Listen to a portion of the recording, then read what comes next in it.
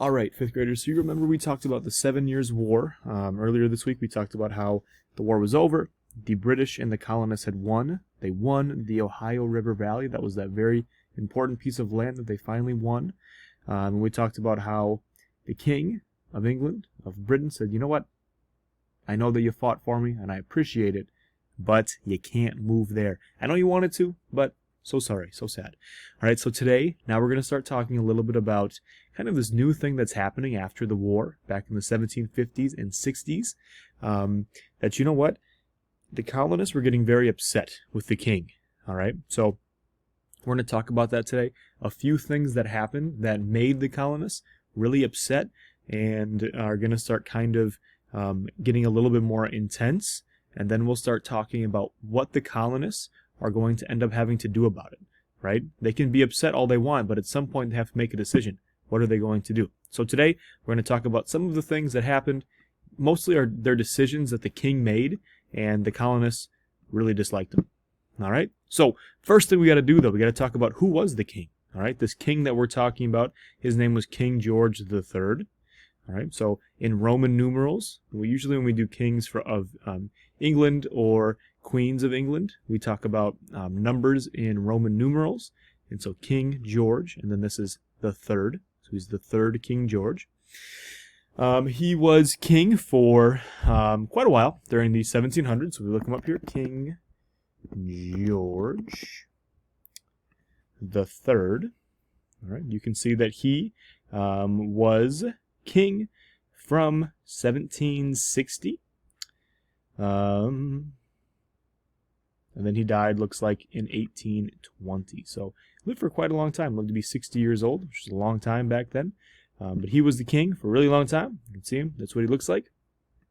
So now we're going to find two pictures here. We're going to find one picture that is a painting, right? So we'll look up some pictures here, some images. You can take any picture that you'd like to find for King George III. Let's see, I like this one here. Looks like he's very fancy. Copy the image, King George III. So put that picture over on this side over here. That's what these gray rectangles are for, to show you where to put the pictures. So here's the first one. All right. Then what we're going to do is King George III, and we are going to look up Hamilton. All right. So if you have, if you've ever heard of the play Hamilton, it was supposed to come here to Minneapolis this summer, and it's not going to. It's going to postpone because of COVID, but it's a very famous play. You can watch it on Disney Plus. But the King George III is in the play. All right. Now this is obviously an actor who plays King George III. So we're going to grab one of these pictures of him. All right. So obviously this picture here is not the real King George III. It's just an actor who's playing him. All right.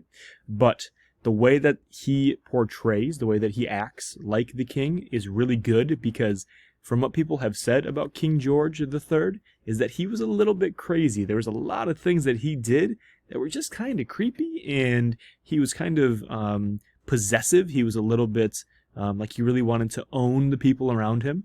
All right. So what I want you to do, I'm not going to do it right now, but I want you to, there's a video right here of a song from Hamilton that King George III sings. I want you to watch that, all right? And then once you've watched this video, then you can come back to this video and continue watching, and we'll keep moving, okay? So watch this video, and then I will move forward, all right? Okay, so hopefully you enjoyed that video. I remember the first time that I saw that song, I was like glued to the TV. I couldn't stop watching. It was creepy, but it was super good. And it was like, obviously it's a really catchy song. But I think that it really shows just kind of how crazy King George III really was. All right, and these colonists really did not like him. Okay, so let's talk about why did the colonists dislike him. Okay, we're going to write a few things today. We're going to find some pictures to find kind of how the colonists felt about King George III and why. So first of all, 7 Years' War, we know this, right? We talked about how after the 7 Years' War, so first after the 7 Years' War, the king decided colonists couldn't move into the Ohio River Valley. Okay, I know that was a long sentence there, but this is going to be the longest one that we type. Okay, so I'll let you copy that down. Remember that after the 7 Years' War, the colonists helped the king fight, and after the war, they said, all right, we helped you fight. Can we move over to that nice area that everybody really wants? And the king said, no. Tough. All right. We will talk later about kind of the reason why. We did talk about that earlier this week, but king says no. Colonists are very upset about that. Next thing, all right. So the distance, that's a very big thing between the colonies and Britain. Okay, so the distance between Britain and America. Okay, so the colonies and Britain. So let me bring up, it's going to bring me to maps. Okay, so you can see here is the United States today. The colonies were these 13 states. Back then, there were the 13 colonies over here. And so now we call them the United States, but back then we called them the colonies. And this is where the colonists lived, over here. All right, so all the way across the ocean in the United Kingdom, we also call this Britain. We also call this England. In London, this is where the king lived. All right, super far away from where the colonists lived. All right, they didn't like the king because he was making all the decisions for them, and they did not like that because he was far away. Right, and so the distance is 4,242 miles. That was insane, right? So the distance between between Britain and the colonies was 4,242 miles. All right, so that just really shows how far it really was. So what I'm going to do here is I am going to copy this image here. You can do that too. This is probably the best image to use on this slide. We'll paste it. So another reason why the colonists did not like the king, because he was making decisions for him. Look how far away he was. He was almost halfway around the world. That didn't make sense to them. All right, now the last thing that we're going to talk about today, the biggest reason why the colonists disliked the king was because of taxes. All right, now, people can do things to you and the president can make choices for you today, but really when people start to get really upset is when it has to do with your money. Right? And so that's really what the colonists were so upset about, was all of the taxes they were getting from the king. All right? So we're going to talk about 3 different taxes and what they did, and then we'll talk about why the king did this. All right? So first one is the Stamp Act. Okay, so tax number 1, this one was called the Stamp Act. This is really the first one. All right? It was really the first time the colonists were like, hey, wait a second. This is too much. What are you doing to us, king? All right, so this made it much more expensive to buy paper goods. Okay, so this made it much more expensive to buy paper goods. So anything made out of paper. Okay, so I want you to think for a second. Today you're on a computer watching this, right? Obviously, we're not using paper to do this. But think about even just back when Mr. Lund was in 5th grade, right? I was in 5th grade. We weren't able to use computers. Everything we ever did was on paper. Right? So the school had to buy a lot of paper. Now, imagine back in the 1750s, almost 350 years ago, all right, how much more people use paper. They use paper for everything. They use it for newspapers. They use it for, writing diaries, to write books, right? You had to write books with your hands. You couldn't type them back then. And so paper was everywhere. And this Stamp Act made it way more expensive to buy paper. And the colonists were very upset about that. All right. Okay, next thing, tax number 2 was called the Sugar Act. This one is exactly what it sounds like. This made it much more expensive to buy sugar. Okay, pretty simple, but it was a big deal. And the reason why was because, back in the 1750s, there was no McDonald's, right? There was no Chick-fil-A. There was no taco house. There was nothing that's, tasted like food that we have today, right?